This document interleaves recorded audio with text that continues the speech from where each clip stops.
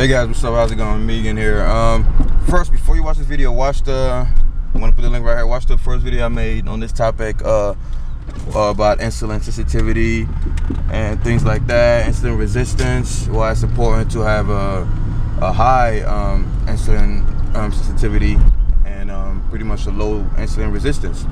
So just watch that video, I'll break it down, otherwise you won't really understand this one. But anyway, so this video is about the top 3 things you could do. Well, I don't want to say the top 3 things, but that's what I'm doing. I'm just letting you guys know what I'm doing because I can only comment confidently on something that I'm doing, something that I've tried, something that I've done, right? I don't like knocking things that I haven't tried, even if it sounds bogus. You guys know my philosophy. I keep an open mind. If I've never tried it, I'm not gonna put a verdict on it. I might just give you an opinion, but this is stuff that I've done, so I'm confident in what I'm saying.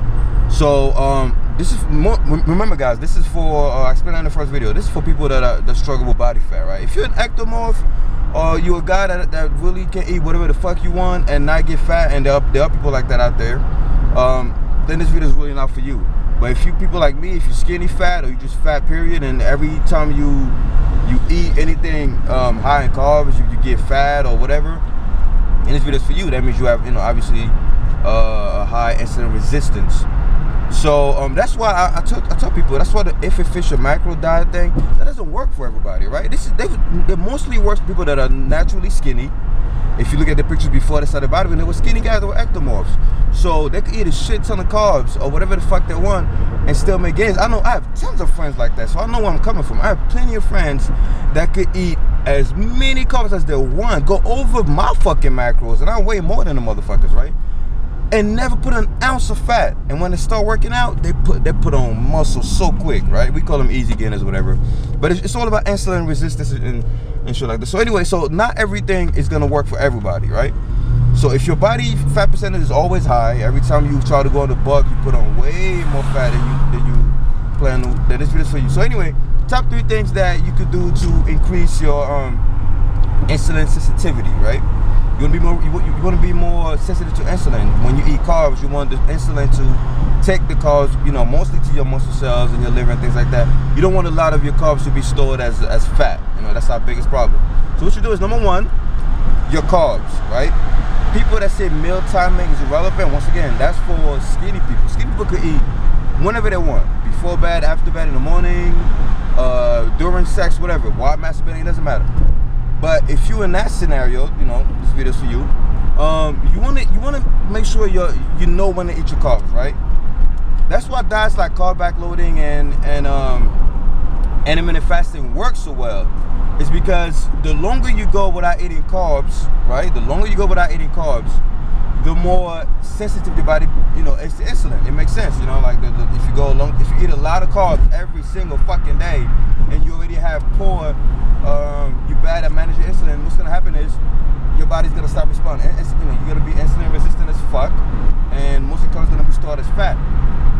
And if you go a long period of time without eating carbs, then your body is ready.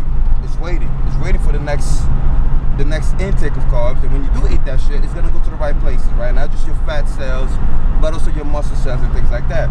So that's why intermittent fasting and carb backloading works so well, is because you're increasing the period of time you're going without carbs, and then during a small amount of time, a small window, you backloading. You're eating a lot of carbs when your body will, knows how to use it. So number 1 is your carb, right? So for these fat people out there, I'm not saying cut your carbs. You don't want to cut your carbs, unless you're like really, really obese, that you might want to.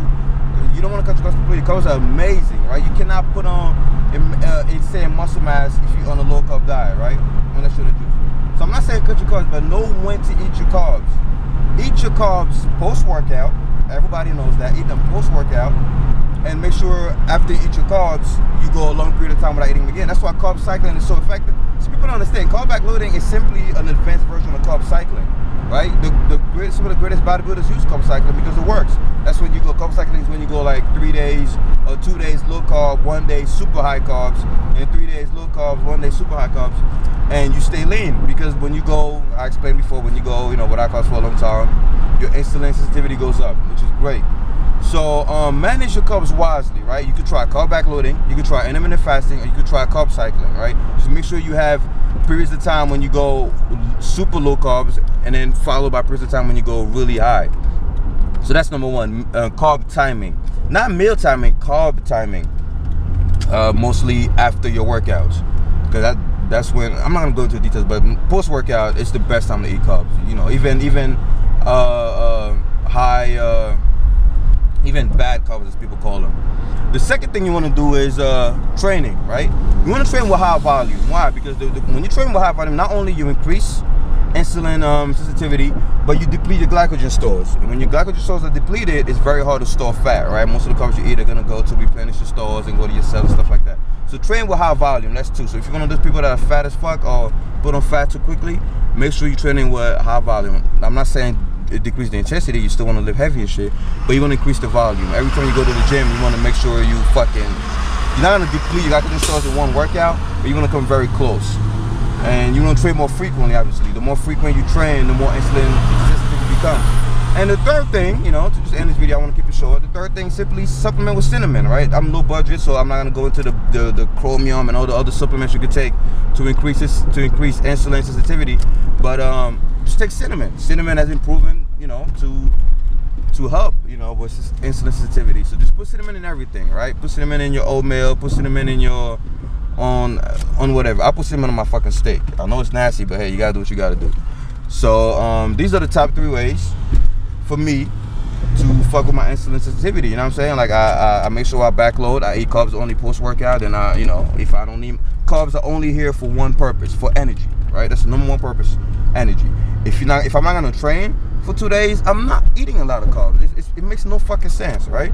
I only eat the carbs to get ready for the next workout. So that's number one. Number 2 is the training. I train with high volume, so always keep your glycogen stores, you know, depleted after you eat and shit like that.